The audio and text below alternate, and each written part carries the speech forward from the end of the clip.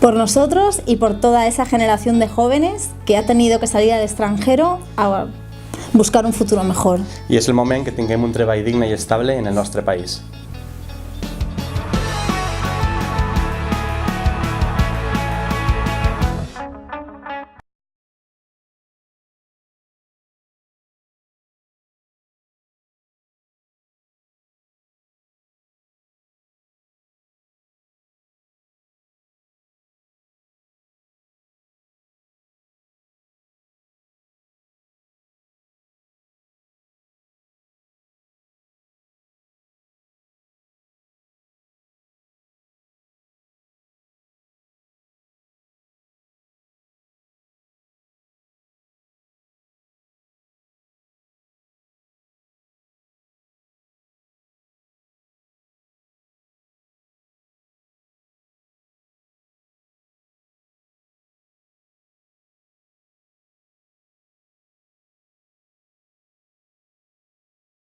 Porque tanto por nosotros como por toda esa generación de jóvenes que están en el extranjero I que és el moment que tinguem un treball digne i estable en el nostre país.